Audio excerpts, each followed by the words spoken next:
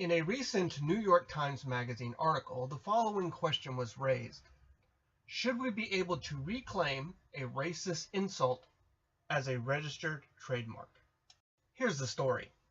In late 2009, Simon Tamm's Portland-based dance rock band was doing well, going on tours, getting press. It was time, they decided, to start taking things more seriously and file a trademark application for their name, the Slants. Tamm's lawyer, Spencer Trowbridge, agreed to handle the paperwork. This was a fairly routine affair. They expected to pay a few $100s in fees and have their trademark registered within 6 months. The paperwork was filed in March of 2010, and the response came through just 3 months later. The application had been rejected. This is when Tamm first learned about Section 2A of the Lanham Act, the law that would consume him for the next 6 years, eventually taking him all the way to the Supreme Court, where arguments in Lee v. Tamm would be heard on January 18th. The night before he left for Washington, I called Tamm to discuss how the case began. He laughed when remembering the first rejection.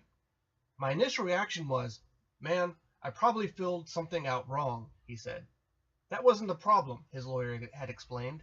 The trademark application had been rejected because the band's name was, quote, disparaging to persons of Asian ethnicity, end quote. I took a moment, Tamm said. I was like, okay, let me refresh my brain, make sure I remember what the word disparaging means. Then I said, well, do they know we're of Asian descent? The Slants case belongs to a body of law that has made strange bedfellows out of lesbian motorcyclists, a Lebanese wine distributor, and an 85-year-old NFL franchise.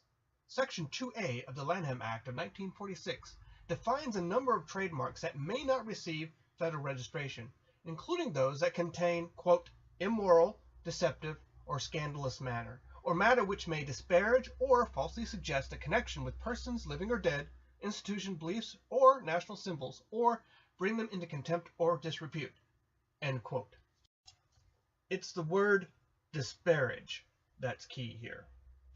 At times, the United States Patent and Trademark Office has claimed that the trademark Dykes on Bikes disparages lesbians, that Koran wine disparages Muslims, and that the football team name Redskin disparages Native Americans.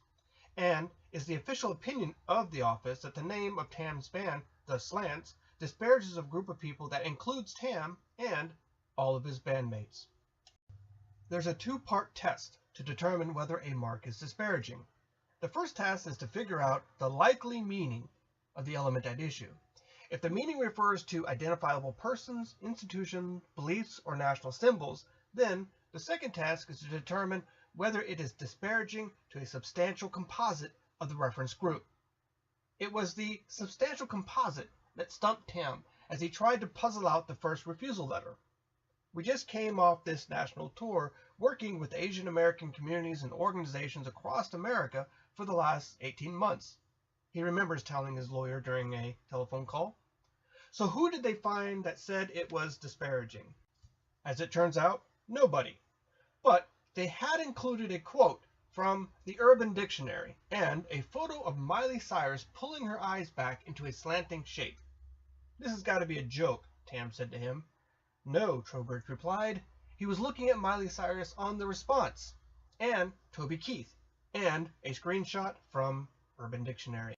In order to make sense of Lee versus Tamm, you have to remember that the Slants case originates not with a court, but with a federal administrative agency. As of 2015, the Patent Office employed 456 trademark examining attorneys whose job it is to make sure each trademark is up to snuff by comparing it with existing trademarks in the database, also by reviewing the application materials, by looking at the dictionary definitions of any words used.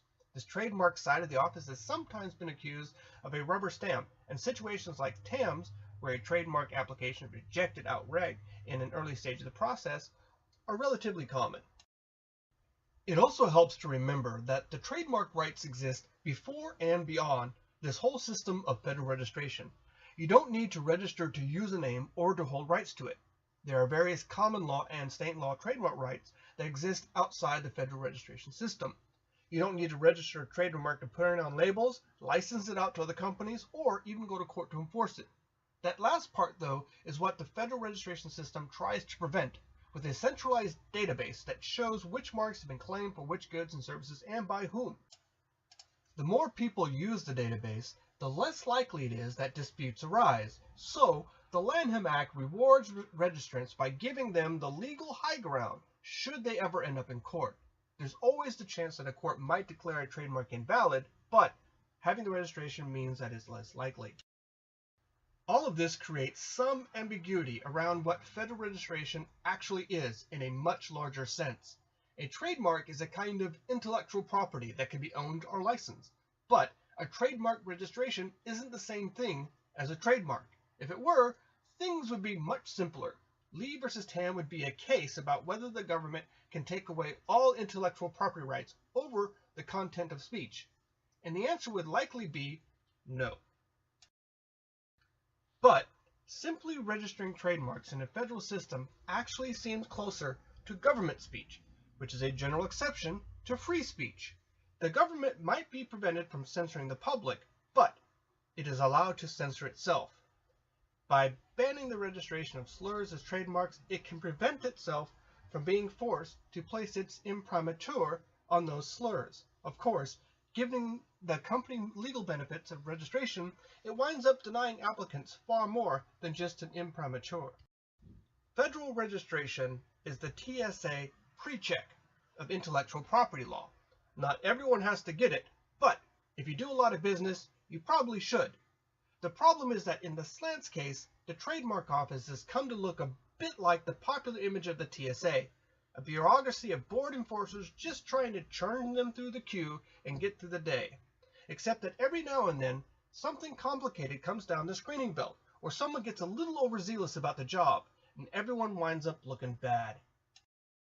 The Patent Office's first refusal to register the Slants runs 49 pages, including attachments. One attachment is a screenshot of user-submitted content from Urban Dictionary, whose top definition for slant reads, a derogatory term used to refer to those of Asian descent. More accurately, it tends to refer to anyone with slanted eyes. Further attachments contain the full Wikipedia article for List of Ethnic Slurs, with slant eye and slant helpfully highlighted by the examining attorney. A further attachment is a post from a gossip blog featuring a photo of Miley Cyrus pulling her eyes back with her hands to make them slant while sitting next to a young Asian man. It's not as though Tam didn't know what slant could mean. When he was first putting together the band, he knew that he wanted his music to celebrate Asian Americans as a group, to bridge multiple ethnicities by capturing a common experience. So he asked his friends, hey, what's something you think all Asians have in common? The first person to respond said, slanted eyes. I thought that was interesting, Tam told me, because, number one, it's not true. But number two, we can talk about our slant on life and what it's like to be people of color. The Slants, he said, are hardly the first rock band to reclaim stigmatizing labels in order to throw them back in others' faces. I grew up with bands like the Queers, Pansy Division, groups who take it and flip these assumptions on their heads. In his experience, Asian Americans generally get it, he said. They think it's funny, sly. It was white people who sometimes choked on it. But that, for Tam, was what made it such a great conversation starter.